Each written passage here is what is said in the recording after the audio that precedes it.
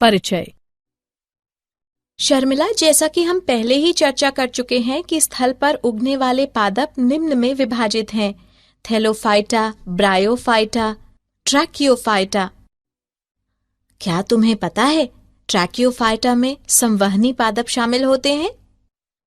हाँ, ये संवहनी पादप हैं टेरिडोफाइट, जिम्नोस्पर्म और एंजियोस्पर्म। हम टेरिडोफाइट के बारे में पहले ही चर्चा कर चुके हैं। अब हम जिम्नोस्पर्म यानी अनावृत बीजी और एंजियोस्पर्म यानी आवृत बीजी का अध्ययन करने जा रहे हैं।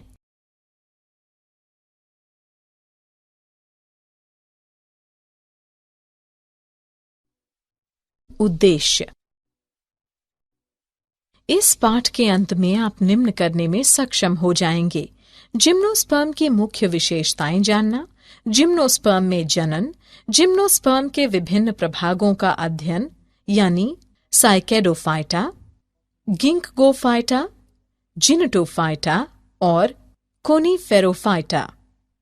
एंजियोस्पर्म की मुख्य विशेषताओं का अध्ययन, एंजियोस्पर्म में जनन, कुछ महत्वपूर्ण एंजियोस्पर्म के जीवन चक्र को समझना, पादप जीवन चक्र और पीढ़ी एकांतरण का अध्ययन।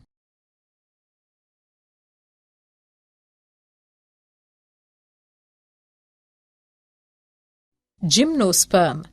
शब्द जिम्नोस्पर्म ग्रीक शब्दों जिम्नोस अनावृत और स्पर्म बीज से मिलकर बना है, इसलिए ये वे पादप हैं जिनमें बीजांड किसी भी अंडाशय भित्ति द्वारा बंद नहीं होते हैं। निषेचन के बाद विकसित बीज ढके नहीं होते हैं, अर्थात अनावृत होते हैं। जिम्नोस्पर्म में मध्यम आकार वाले वृक्षों से लेकर झाड़ियां और लंबे वृक्ष होते हैं। विशाल रेडवुड वृक्ष सिकुआ सबसे लंबी वृक्ष प्रजातियों में से एक है। यह इतना बड़ा वृक्ष है कि टोंगा जैसे वाहन इनके तने से होकर गुजर सकते हैं। जिम्नोस्पर्म संवहनी पादप हैं जो शंकु कहलाने काष्ठीय शंकुधर के शुष्कों पर बीज उत्पन्न करते हैं। जड़ें प्रायः मूसला जड़ें होती हैं। कुछ जीनस में जड़ें कवक, मूल, पाइनस के रूप में कवक से सहयोग कर लेती हैं, जबकि कुछ अन्य साइकस में प्रवाल मूल कहलाने वाली छोटी विशिष्ट जड़ें नाइट्रोजन N2 स्थिर करने वाले साइनोबैक्टीरिया के साथ सहयोग कर लेती हैं। तने अशाखित साइकस अथवा शाखित पाइनस सीड्रस हो सकते हैं। पत्तियां सरल या संयुक्त होती हैं। साइकस में पिच्छाकार पत्तियां कुछ वर्षों तक रहती हैं। साइकंड में पत्तियों का अंतस्थ गुच्छा और शंकुओं में बीज होते हैं। जिम्नोस्पर्म में पत्तियां अत्यधिक ताप, नमी और वायु को सहन करने के लिए अच्छी तरह से अनुकूलित होती हैं। कोनीफरों शंकु वृक्ष में सुई जैसी पत्तियां पृष्ठ क्षेत्रफल कम कर देती हैं। इनकी मोटी क्यूटिकल और गर्तिक रंध्र पानी की हानि कम करने में भी मदद करते हैं। जिम्नोस्पर्म। सभी साइकैड में नर और मादा अलग अलग पौधे होते हैं। जिम्नोस्पर्म विषम बीजाणु होते हैं, जिसका अर्थ है कि वे अगुणित लघु बीजाणु और वृहद बीजाणु बनाते हैं। बीजाणुधानी में दो प्रकार के बीजाणु उत्पन्न होते हैं। बीजाणुधानी बीजाणुपर्ण पर होती हैं, जो सप्रिल की तरह तने पर लगे रहते हैं, और शलथ अथवा सघन शंकुधर या शंकु बनाते हैं।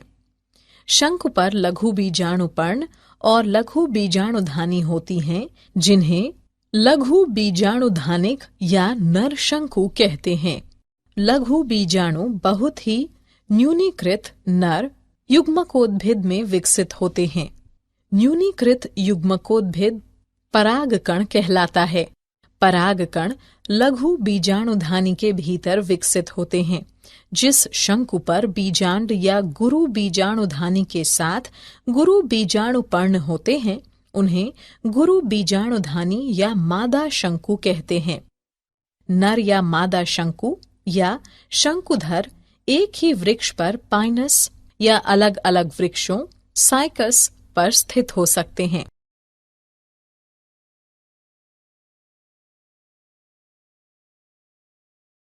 जिम्नोस्पर्म जनन। गुरु बीजाणु मात्र कोशिका बीजांडकाय की एक कोशिका से विभेदित हो जाती है। बीजांडकाय एक अस्तर द्वारा सुरक्षित रहता है और यह सघन संरचना बीजांड कहलाती है। बीजांड गुरु बीजाणु पर्ण पर होते हैं जो एक गुच्छा बनाकर मादा शंकु बनाते हैं। गुरु बीजाणु मात्र कोशिका अर्धसूत्री विभाजन करके 4 गुरु बीजाणु बनाती हैं। एक गुरु बीजाणु एक बहुकोशिकीय मादा युग्मकोद्भिद में विकसित होता है, जिसमें 2 या 2 से अधिक स्त्रीधानी या मादा जनन अंग होते हैं। जिम्नोस्पर्म में नर और मादा युग्मकोद्भिद का स्वतंत्र अस्तित्व नहीं होता है। वे बीजाणु उद्भिद पर बीजाणुधानी के भीतर ही रहते हैं। परागकण लघु बीजाणुधानी से बाहर निकलते हैं। ये गुरु बीजाणु पर्ण पर स्थित बीजांड के छिद्र तक हवा द्वारा ले जाए जाते हैं। पराग नली में नर युग्मक होते हैं और यह पराग नली बीजांड में स्त्रीधानी की ओर जाती है और स्त्रीधानी के मुख के पास अपने अवयव यानी शुक्राणु छोड़ देती है। निषेचन के पश्चात युग्मनज एक भ्रूण में विकसित होता है और बीजांड से बीज बनते हैं।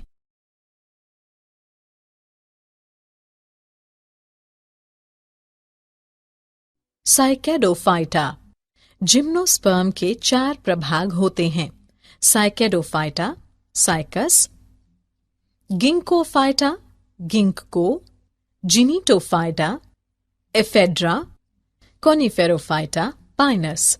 सबसे प्रसिद्ध प्रजाति साइकस रिवोल्यूटा है। इसकी पाम जैसे रूप के कारण सागो पाम या किंग सागो पाम के नाम से व्यापक खेती की जाती है। हालांकि यह एक सत्य पाम नहीं है।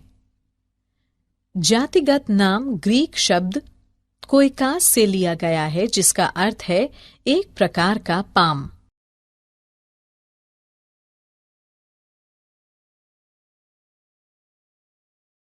गिंकगोफाइटा।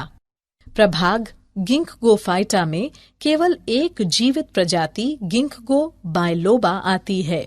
गिंकगो बायलोबा की पत्तियां सपाली होती हैं। गिंकगो में नर और मादा वृक्ष अलग अलग होते हैं।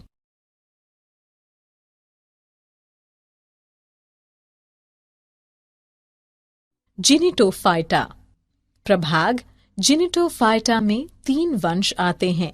जिनिटम, एफेड्रा, वेलवेट सचिया।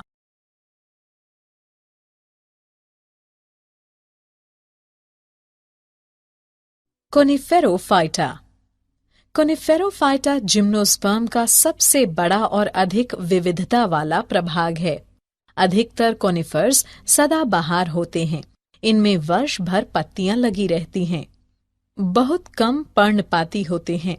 एक ही समय पर अपनी सभी पत्तियां गिरा देते हैं।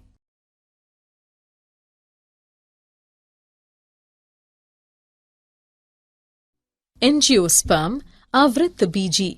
वनस्पति जगत में एंजियोस्पर्म अथवा पुष्पी पादप सबसे बड़ा, प्रमुख और आर्थिक रूप से सबसे महत्वपूर्ण वर्ग बनाते हैं।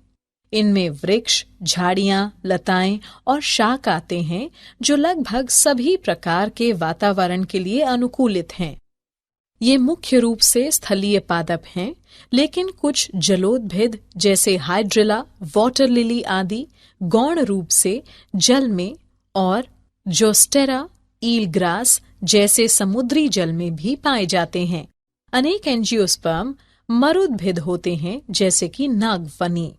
कुछ एंजियोस्पर्म अधिपादप बन गए, जैसे आर्किड, या परजीवी जैसे कसकुटा। संवहनी पादप वे पादप होते हैं जिनमें पादपों तक ऊपर जल ले जाने और पादपों के भागों तक नीचे भोजन पहुंचाने के लिए नलिकाएं होती हैं। अमेरिकन डॉगवुड, गुलाब, गुड़हल आदि एंजियोस्पर्म सामान्य रूप से पुष्पी पादप कहलाते हैं। इन पादपों में परागकण और बीजांड पुष्प कहलाने वाली विशिष्ट संरचना में विकसित होते हैं। एंजियोस्पर्म में बीज फलों द्वारा परिबद्ध होते हैं। एंजियोस्पर्म पादपों का सबसे बड़ा समूह है। इनके वासस्थान बहुत व्यापक हैं। इनका आकार सूक्ष्मदर्शी वुल्फिया से लेकर सबसे ऊंचे वृक्ष यूकेलिप्टस 100 मीटर से अधिक तक होता है। एंजियोस्पर्म से भोजन, चारा, ईंधन, औषधियां तथा अनेक अन्य दूसरे आर्थिक महत्व के उत्पाद प्राप्त होते हैं।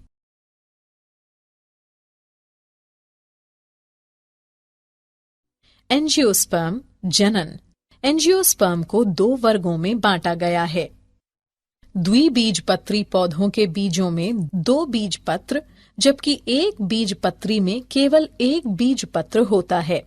पुष्प में नर लैंगिक अंग पुंकेसर है। प्रत्येक पुंकेसर एक बेलनाकार तंतु का बना होता है, जिसके शीर्ष पर एक परागकोश यानी परागपुट होता है। अर्धसूत्री विभाजन के बाद परागकोश में परागकण बनते हैं। पुष्प में मादा लैंगिक अंग स्त्री केसर अथवा अंडप होते हैं।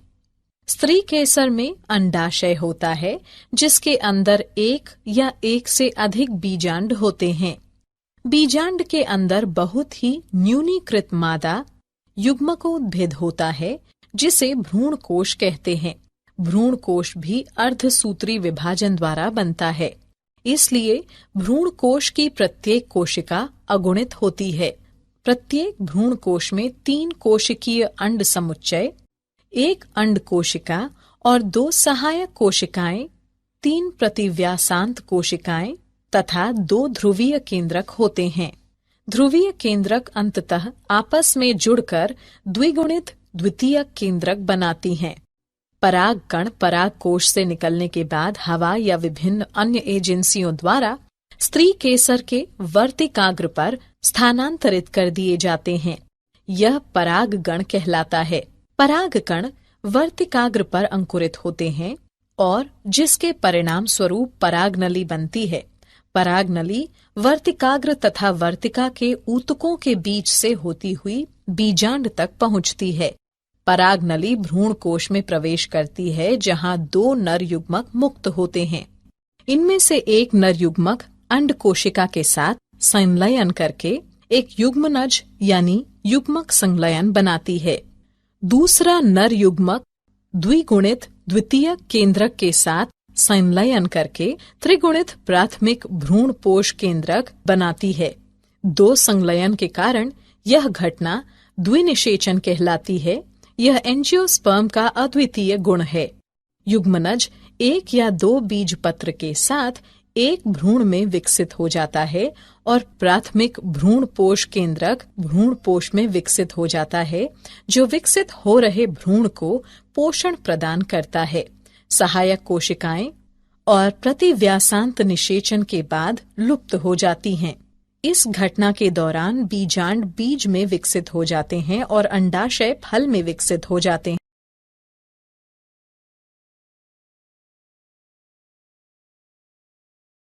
एंजियोस्पर्म फल। फल पादप की एक संरचना है जिसमें इसके बीज होते हैं। फल पुष्पी पादपों का एक भाग है जो पुष्प के विशिष्ट ऊतकों, मुख्यतः एक या कई अंडाशयों से बनता है।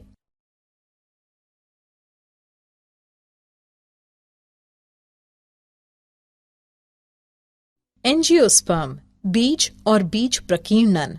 बीज एक छोटा भ्रूणीय पौधा है जो बीजावरण कहलाने वाले आवरण में प्रायः कुछ संग्रहित भोजन के साथ बंद होता है। यह जिम्नोस्पर्म एवं एंजियोस्पर्म पादपों के परिपक्व बीजांड का उत्पाद है, जो निषेचन के बाद बनता है और मात्र पादप के भीतर कुछ वृद्धि करता है।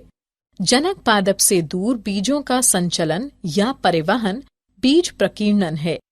बीज विभिन्न तरीकों से परीक्षित हो सकते हैं। हवा द्वारा प्रकीर्णन, जंतुओं द्वारा प्रकीर्णन, पक्षियों द्वारा प्रकीर्णन, जल द्वारा प्रकीर्णन, मनुष्यों द्वारा प्रकीर्णन।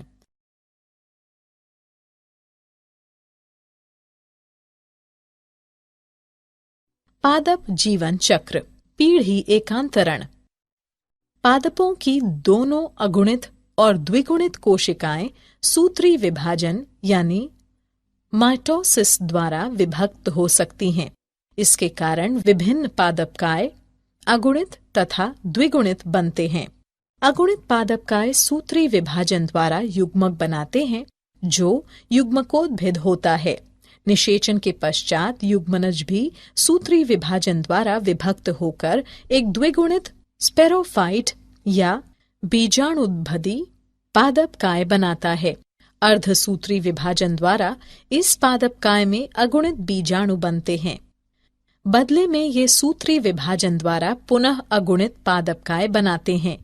इस प्रकार किसी भी लैंगिक जनन करने वाले पादप के जीवन चक्र के दौरान युग्मकों जो अगुणित युग्मकोद्भिद बनाते हैं और बीजाणु जो द्विगुणित स्पोरोफाइट बनाते हैं के बीच पीढ़ी एकांतरण होता है।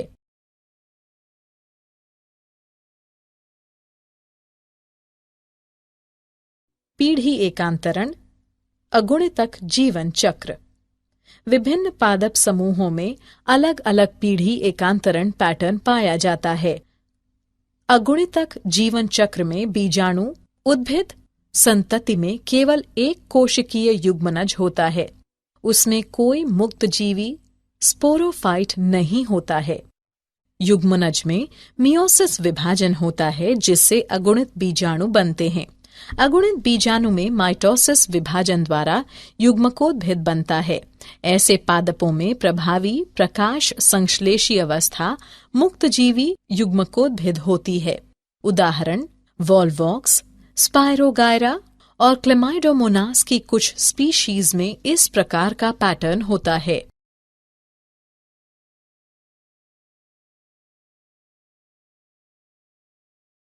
पीढ़ी एकांतरण द्विगुणितक जीवन चक्र।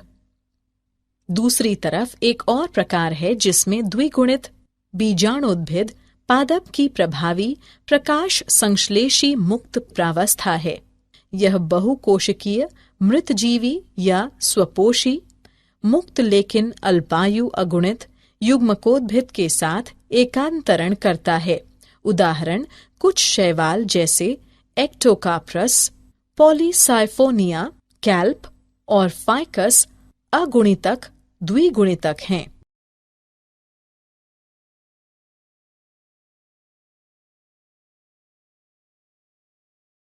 पीढ़ी एकांतरण अगुणितक द्विगुणितक जीवन चक्र।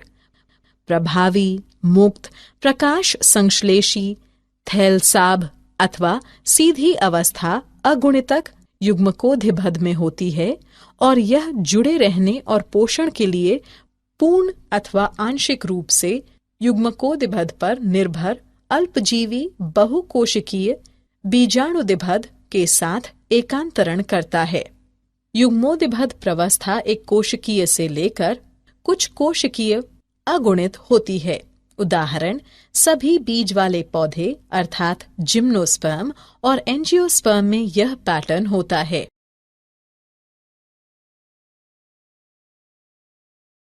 क्या आप जानते हैं? प्लांटी जगत को दो मुख्य श्रेणियों में बांटा गया है, गैर संवहनीय पादप, संवहनीय पादप।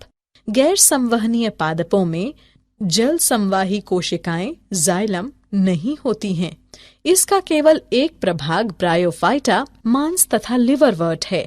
संवहनी पादप जाइलम ऊतक, वास्तविक जड़, तने और पत्तियां इसमें शामिल हैं। टेरिडोफाइटा, जिम्नोस्पर्म तथा एंजियोस्पर्म। इन प्रभागों को प्रायः प्रभाग ट्रैकियोफाइटा में रखा जाता है। द्विनिषेचन की खोज 1 शताब्दी से भी पहले सर्जियस नावास्चिन द्वारा सेंट पीटर्सबर्ग, रूस में की गई थी।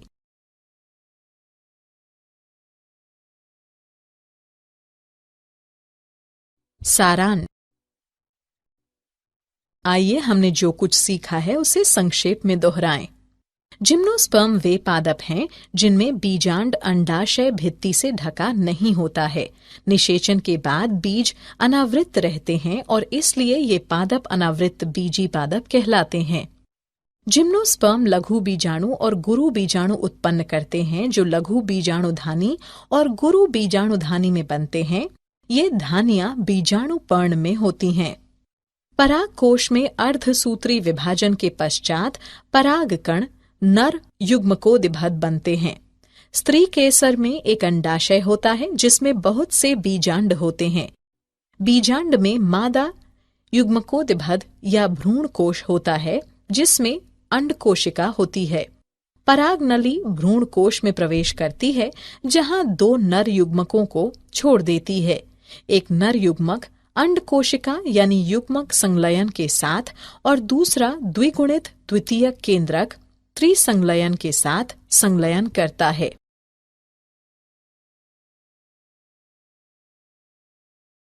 दो संलयन की यह घटना द्विनिषेचन कहलाती है और यह एंजियोस्पर्म का अद्वितीय गुण है। एंजियोस्पर्म में नर लैंगिक अंग पुंकेसर और मादा लैंगिक अंग स्त्री केसर एक ही पुष्प में होते हैं। प्रत्येक पुंकेसर में एक तंतु और एक परागकोश होता है। एंजियोस्पर्म को दो वर्गों में विभाजित किया गया है, द्विबीजपत्री और एक बीजपत्री। किसी भी लैंगिक जनन करने वाले पादप के जीवन चक्र के दौरान युग्मक उत्पन्न करने वाले अगुणित युग्मकोदिभद और बीजाणु उत्पन्न करने वाले द्विगुणित बीजाणुदिभद के बीच पीढ़ी एकांतरण होता है। हालांकि विभिन्न पादप समूहों तथा उनकी व्याष्टियों में जीवन चक्र के विभिन्न पैटर्न दिखाई दे सकते हैं, अगुणितक, द्विगुणितक या दोनों।